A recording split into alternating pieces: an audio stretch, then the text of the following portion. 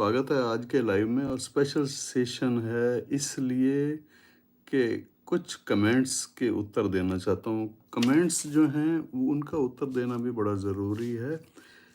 समय हालांकि बहुत कम मिलता है, फिर भी कुछ कमेंट्स होते हैं जो एस्ट्रोलॉजी के जिज्ञासु या एस्ट्रोलॉजी के सीखने वाले लोग करते हैं, तो उनके उत्तर भी ज़रूरी हो जाते हैं। तो इसमें आज एक क्वेश्चन ले रहे हैं। सबसे पहला क्वेश्चन है, कोई मैडम है, नाम नहीं बता सकते उनका। गुरुजी प्रणाम, कुंडली जब देखें तो भाव चलित कुंडली से फलादेश देखें या फिर लगन कुंडली से फलादेश देखें? बड़ा ही महत्वपूर्ण क्वेश्चन है, क्योंकि भाव चलित कुंडली का प्रचलन बहुत है इस समय पर।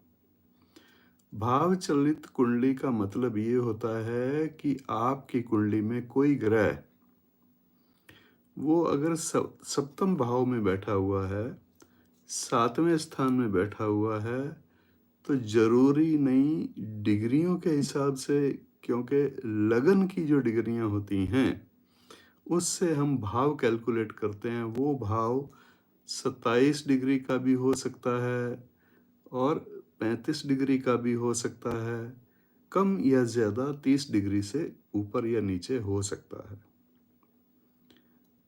लेकिन ग्रह की जो स्थिति है वो एक राशि के अनुसार चलती है, वो भाव के अनुसार नहीं चलती।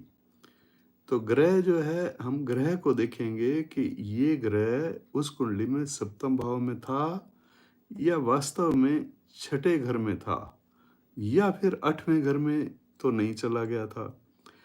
अगर वो सातवें घर में होने वाला ग्रह जो हमें दिखाई दे रहा है लगन कुंडली में सातवें घर में है और वो छठे घर में चला गया है, तो फिर हम फल कौन सा देखें?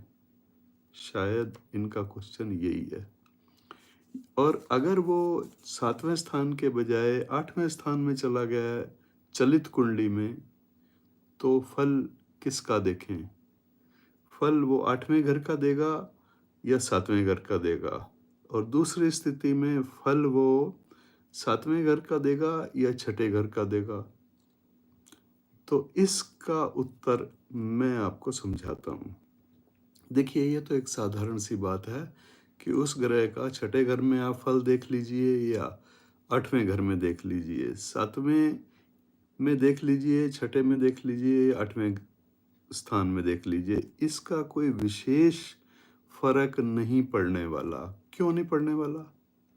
जरा ध्यान दीजिए इस बात पर। इसलिए नहीं पड़ने वाला कि भैया लगन कुंडली से ज्यादा तो महत्वपूर्ण है नवांश कुंडली D9, और नवांश कुंडली में वो ग्रह जगह नहीं बदलेगा। नवांश कुंडली के लिए भाव चलित कुंडली का कोई मतलब नहीं है। नवांश कुंडली में तो वो जिस राशि में था उसी राशि में आपको दिखाई देगा। तो भाव चलित कुंडली का अपने आप ही आप समझ लीजिए। मैं तो भाव कुंडली को या चलित कुंडली को इसलिए प्रयोग में नहीं लाता। मेरा अपना 35 वर्ष का जो ज्योतिषी अनुभव है उसमें मैं लगन कुंडली को ही महत्व देता हूँ, और लगन के बाद उससे भी कई गुना ज्यादा महत्वपूर्ण है नवांश कुंडली D9। अब आप समझ लीजिए, खुद आप फैसला कर लीजिए कि आपको नवांश कुंडली ज्यादा सटीक लगती है, ज्यादा कारगर लगती है या ज्यादा एक्यूरेट फल देने वाली लगती है। क्योंकि शास्त्रों में कहा भी गया है, ज्योतिष के शास्त्र यही कहते हैं, बार बार कहते हैं कि आप लगन कुंडली को देख रहे हो, लगन शरीर है और नवांश उस लगन की आत्मा है। तो इसका मतलब आपने लगन के बजाय नवांश कुंडली पर ही केवल ध्यान दे लिया होता तो इस कंफ्यूजन में भी आप ना पड़ते कि वो ग्रह सप्तम स्थान का फल देखें या अष्टम का देखें या फिर छठे की तरफ जा रहा है तो छठे का फल देखें। फल कौन सा देखें, इस कंफ्यूजन में जाने की ज़रूरत ही नहीं है। आपको सिंपल लगन का फल देख लेना है और लगन के फल के बाद फिर नवांश कुंडली का फल ज़रूरी है। अगर आपने नवांश कुंडली का फल नहीं देखा तो कुछ नहीं देखा। D9 कुंडली, लगन कुंडली, चलित कुंडली सब कुंडलियों से ज़्यादा इम्पोर्टेंट है, महत्वपूर्ण है। अगर कंफर्म हो गया D9 कुंडली से यानी नवांश कुंडली से कि ये फल ऐसा होगा इस प्लेनेट का, उसने स्टैंप लगा दी, नवांश कुंडली ने स्टैंप लगा दी, तो वही फाइनल है। ना आप सप्तम की तरफ जाइए, ना अष्टम की तरफ, ना षष्ठ की तरफ। तो ये है, आपके ऊपर ही छोड़ दिया है मैंने। प्रचलन ज़रूर है, बहुत से एस्ट्रोलॉजर उसको महत्व देते भी हैं, लेकिन मेरे अपने एक्सपीरियंस के हिसाब से मैं यही कहूँगा कि आप लगन को देखिए और D9 को देखिए, बस। दूसरा क्वेश्चन भी बड़ा महत्वपूर्ण है। दूसरे क्वेश्चन में पूछने वाले क्या कहते हैं, प्रणाम गुरुजी, यदि शनि पूर्वा भाद्रपद नक्षत्र में हो और चंद्रमा भी पूर्वा भाद्रपद नक्षत्र में स्थित हो, तो ये शनि और चंद्रमा की युति क्या समस्या पैदा करेगी?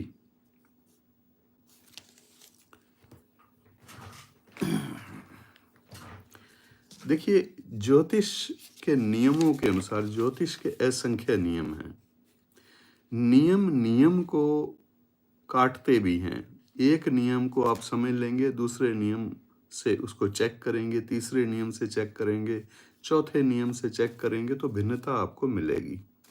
लेकिन आपको सीढ़ी दर सीढ़ी ऊपर चढ़ते चले जाएंगे तो आपको नियम दर नियम उनमें छटाई ये ठीक इसी तरह से है जैसे आप अनाज पर छन्ना लगा रहे हैं।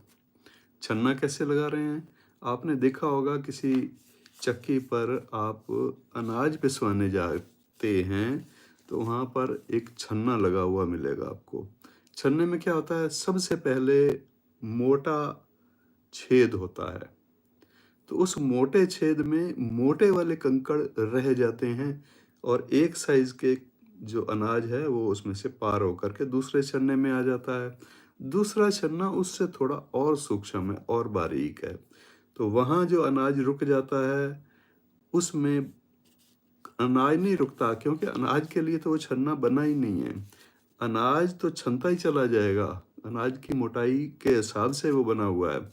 तो उसके बाद अगर वो कंकड़ पत्थर उसमें हैं, उस साइज़ के कंकड़ पत्थर हैं, तो वो भी रह जाएंगे। फिर तीसरे छन्ने में जाएगा, तीसरे छन्ने में और छँटाई हो जाएगी अनाज की। तो लास्ट वाले छन्ने में जो अनाज आपको प्राप्त होगा वो बिल्कुल शुद्ध होगा, एक साइज का होगा, कंकड़ से रहित होगा, कंकड़ पत्थर उसमें नहीं मिलेंगे।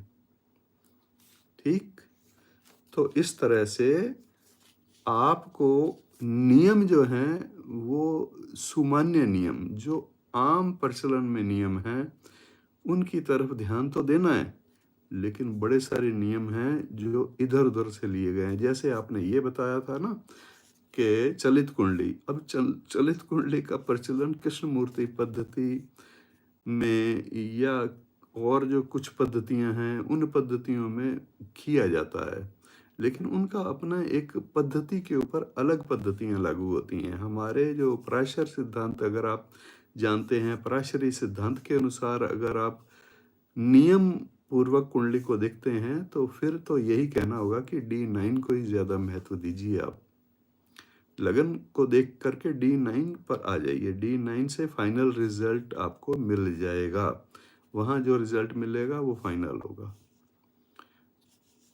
दूसरा क्वेश्चन यही था कि भाई वो जो शनि ग्रह जो है वो पूर्व भाद्रपद नक्षत्र में है और चंद्रमा भी पूर्व भाद्रपद नक्षत्र है, तो ये युति क्या समस्या पैदा करेगी?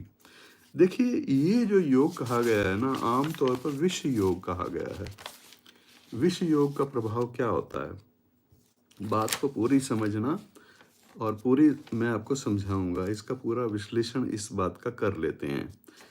विष योग बन जाता है, ये वाला योग शनि का और चंद्रमा का अगर युति बन रही है जन्म कुंडली में तो इसको विष योग कहते हैं। ठीक है, और फिर विष योग का प्रभाव क्या होता है? चंद्रमा को शनि पीड़ित करता है, शनि को चंद्रमा पीड़ित नहीं करेगा। यहाँ पर शनि जो है वो एक क्रूर ग्रह है और चंद्रमा एक नाजुक ग्रह है। चंद्रमा मन का कारक प्लैनेट कहा गया है और मन चलायमान है, मन चंचल है। तो मन से क्या होगा आपको? मानसिक दबाव। विष योग का मतलब ये है कि मानसिक प्रेशर, मानसिक दबाव होगा उसके साथ।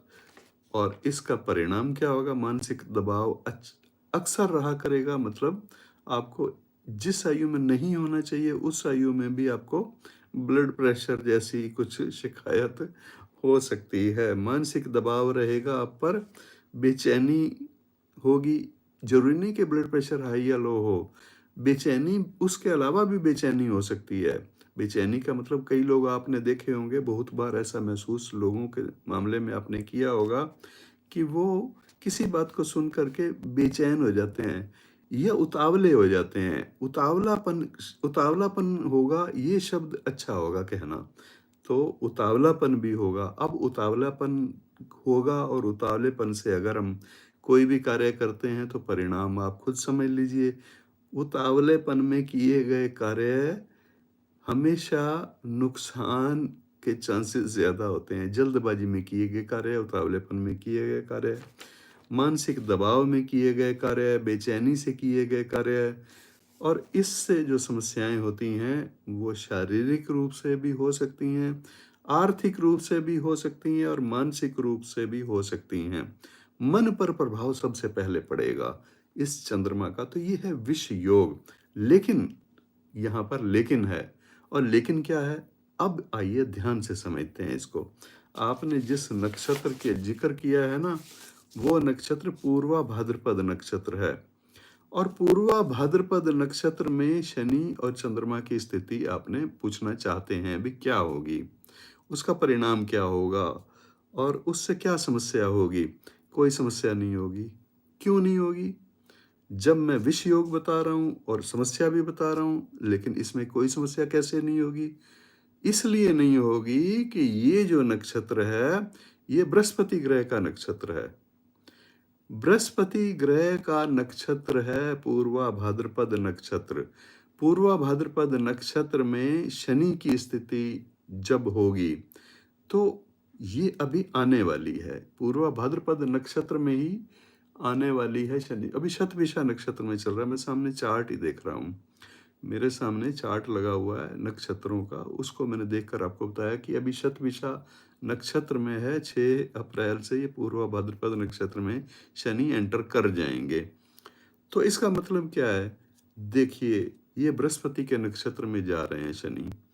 आम तौर से तो ये भलाई वाला प्रभाव होगा, न्यूट्रल प्रभाव होगा, क्योंकि बृहस्पति शनि ग्रह के लिए शत्रु नहीं है, मित्र हैं। ध्यान रखिए। तो बृहस्पति ग्रह या तो मित्र हैं या न्यूट्रल हैं। कोई इसको मित्र कहता है, कोई इसको न्यूट्रल कहता है। आप न्यूट्रल ही मान लीजिए। तो अगर शनि के लिए बृहस्पति ग्रह न्यूट्रल हैं तो अपने न्यूट्रल प्लेनेट के नक्षत्र में शनि की स्थिति हो रही है। अब उसमें चंद्रमा भी हो तो चंद्रमा के तो बृहस्पति ग्रह मित्र हैं। चंद्रमा के मित्र हुए और शनि ग्रह के लिए न्यूट्रल हुए तो परिणाम कोई बुरा होने वाला नहीं है।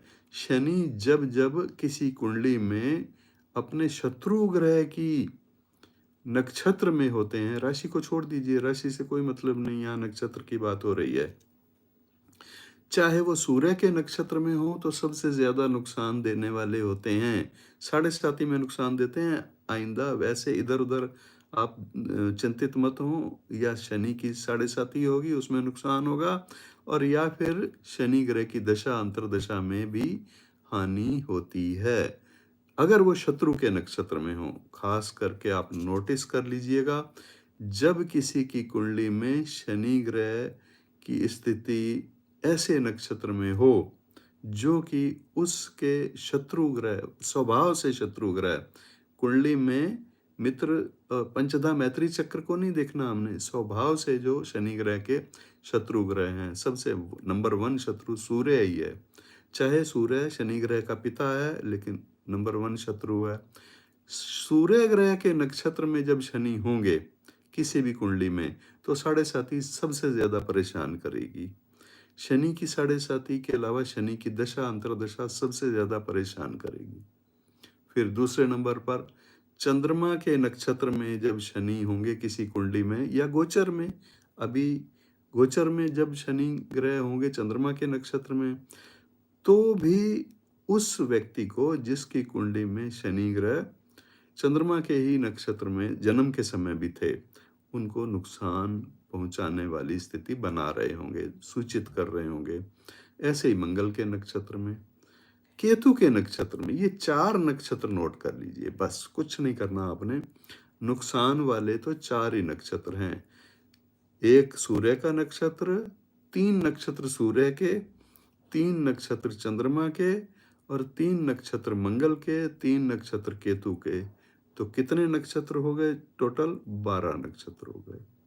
ये 12 नक्षत्र, 27 में से 12 नक्षत्र होते हैं, और ये नक्षत्र में अगर शनि की स्थिति गोचर में हो या फिर किसी की कुंडली में हो तो उसकी दशा अंतर्दशा खराब जाएगी और गोचर भी खराब जाएगा। तो ये था इनका उत्तर। विष योग होने के बावजूद भी इस कुंडली वाले के लिए कोई नुकसान नहीं होगा, क्योंकि शनि ग्रह और चंद्रमा ग्रह दोनों, एक ग्रह मित्र की राशि में और एक ग्रह न्यूट्रल राशि में है, नक्षत्र में है। एक ग्रह न्यूट्रल नक्षत्र में है, जैसे शनि न्यूट्रल नक्षत्र में, बृहस्पति के नक्षत्र में, और चंद्रमा मित्र के नक्षत्र में होने के कारण इसमें कोई नुकसान वाली बात नहीं होगी। अब एक क्वेश्चन है, तीसरा कमेंट्स है। ये कमेंट्स की आज रिप्लाई हो रही है, और मेरी कोशिश अब रहेगी, अगर ज्योतिष से संबंधित कोई कंफ्यूजन किसी को भी हो तो आप कमेंट्स में लिख सकते हैं, उसकी रिप्लाई मैं जरूर हफ्ते में एक बार किया करूंगा। तो इसमें तीसरा कमेंट्स है एक, वो ये है, वो भी बहुत अच्छे हमारे सब्सक्राइबर हैं, अक्सर उनका मैंने कमेंट्स भी देखे हैं। वक्री ग्रह अगर अस्त हो तो फल क्या होगा?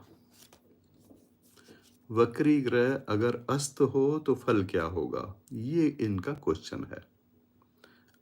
अब क्वेश्चन का रिप्लाई सुन लीजिए। देखिए, जो ग्रह हैं बुध और शुक्र, इनको एक साइड कर दीजिए। बुध ग्रह और शुक्र ग्रह को छोड़ करके बाकी सभी ग्रह के मामले में नियम अलग नजर आते हैं, अलग होते हैं नियम। और वो नियम क्या होते हैं, उस नियम को आप अच्छी तरह से समझ लीजिए। नियम क्या है कि वो जो ग्रह जिसकी आप बात कर रहे हैं, वक्री होगा या नहीं होगा, उस ग्रह से देखिए सूर्य कितने आगे है, कितने हाउस आगे है। सूर्य कितने हाउस आगे है? अगर वो 5 घर आगे है, वो 6 घर आगे है, वो 7 घर आगे है, वो 8 घर आगे है, तो वो ग्रह वक्री होगा। अब सूर्य से देखना है आपने, मतलब सूर्य उनके लिए, जैसे बृहस्पति को आप देख रहे हो, बृहस्पति वक्री है या नहीं है, तो ये चेक करना है आपने। तो जहां पर वक्री है बृहस्पति या नहीं है, वक्री से गिनना शुरू करो। वक्री 1, वक्री 2, वक्री 1 भाव, वक्री दूसरा भाव, वक्री तीसरा भाव, वक्री चौथा भाव, ऐसे करके 5वें भाव में, 6ठे भाव में, 7वें भाव में और 8वें भाव में सूर्य अगर है तो वो ग्रह वक्री होगा। तो मतलब ये कि सूर्य के साथ तो उनकी नजदीकियां होंगी ही नहीं। किसकी नजदीकियां नहीं होंगी? बुध और शुक्र को छोड़ करके बाकी सभी के मामले में यही नियम लागू होता है। इसका मतलब क्या हो गया कि बुध या शुक्र वक्री होकर के अस्त हो सकते हैं, बाकी कोई ग्रह वक्री होकर अस्त नहीं हो सकता। राहु और केतु का मामला अलग कर दीजिए। तो इसलिए मंगल का डिस्टेंस भी सूर्य से काफी ज्यादा, लगभग सामने की तरफ होगा, तो मंगल अस्त नहीं होगा लेकिन वक्री हो सकता है। और फिर बृहस्पति सामने की तरफ होगा तो वक्री हो सकता है, अस्त नहीं हो सकता, क्योंकि अस्त होना तो सूर्य के बिल्कुल नज़दीक होना है। तो इसलिए ये प्रश्न आपका इन 2 ग्रहों को छोड़ करके बाकी किसी ग्रह पर लागू ही नहीं होता। ध्यान रखिए। बुध ग्रह की बात मत कीजिए, शुक्र ग्रह की बात मत कीजिए, ये अस्त और वक्री हो सकते हैं। एक साथ वक्री और अस्त हो सकते हैं, बाकी कोई ग्रह अगर वक्री है तो अस्त नहीं हो सकता, सीधे से मायने ये हैं। तो अगर अब बुध अस्त है और वक्री है, तो वक्री का मैंने आपको पहले वीडियो बनाया है, उसको ध्यानपूर्वक सुन लीजिए। अगर वो ग्रह अस्त है तो क्या होता है?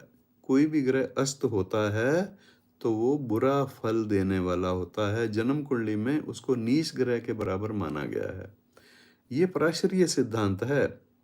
वृहद पराशर होरा शास्त्र में पराशरीय सिद्धांत यही है। पराशर महाराज ने कहा है कि अगर कोई ग्रह कुंडली में अस्त है तो वो नीच राशि जैसा फल देने लग जाता है। मतलब नीच राशि जैसा फल देने लग जाता है। तो आप बुध अगर वक्री है और अस्त भी है तो भाई वो एक नियम के अनुसार, अस्त होने के अनुसार नीच जैसा फल देने लग जाएगा, परंतु वक्री होने के कारण उस नीच को उच्च कर देगा। वक्री क्या कहता है? वक्री ये कहता है कि फल पलट जाएगा। तो यहां पर अस्त भी शुभ हो जाएगा। शुक्र हो या बुध हो, ये 2 पर ये नियम लागू हो सकता है, तीसरे किसी ग्रह पर यह नियम लागू नहीं हो सकता। अब ये जो आज का सेशन है वो स्पेशल कमेंट्स बॉक्स में मैंने देखा कि कुछ कमेंट्स के उत्तर जरूर देने चाहिए। बाकी मेरे पास समय बहुत कम होता है कमेंट्स का उत्तर देने के लिए, लेकिन मैंने एक तरीका यही ढूंढा है कि लाइव आकर के आप एक दिन फिक्स कर लेंगे। वो मैं आपको बताऊंगा कि कौन सा दिन होगा जिसमें मैं उस दिन कुछ टाइम के लिए लाइव हो करके आपके कमेंट्स के ही रिप्लाई किया करूंगा बस। तो आज पर्याप्त कमेंट्स हो गए हैं। चैनल आप सभी लोग ने सब्सक्राइब किया हुआ होगा जिससे कि आप भी कमेंट्स कर सकें, और आपके भी ज्योतिष से संबंधित कुछ ज्योतिष के नियमों से संबंधित प्रश्न होना चाहिए। आपका अपना व्यक्तिगत date of birth, time of birth, place of birth मेरा ये है, मेरे को ये कब होगा, ये इस तरह के क्वेश्चन अलग सेशन में होते हैं। उसके लिए स्पेशल सेशन में करता रहता हूँ, लाइव आकर के आपकी कुंडलियाँ देखता हूँ। लेकिन इसमें तो इस सेशन जो हुआ करेगा, इसमें स्पष्ट यही लिखा हुआ होगा जो इसके थंबनेल में लिखा हुआ आपने देखा है। क्या देखा है आपने? आपके कमेंट्स, गुरुजी के उत्तर। तो यही उसमें भी लिखा हुआ मिलेगा। तो उस समय पर आप अपनी कुंडली की डिटेल शेयर ना कीजिए। उस समय आप जो भी एक हफ्ते के आपके कमेंट्स होंगे उसमें आप ज्योतिष के रूल्स को समझना चाहते हैं तो उन नियमों का खुलासा, उन पर स्पष्टीकरण, उन पर हम बात करेंगे लाइव आकर के। नमस्कार। आज का सेशन का यहीं तक था। फिर नेक्स्ट सेशन भी इसी तरह का होगा, लेकिन आपकी कुंडलियाँ देखने वाला भी सेशन हुआ करता है। वो अलग टाइम पर मैं आपको समय दे करके लाइव होता हूँ। नमस्कार, शुभ रात्रि।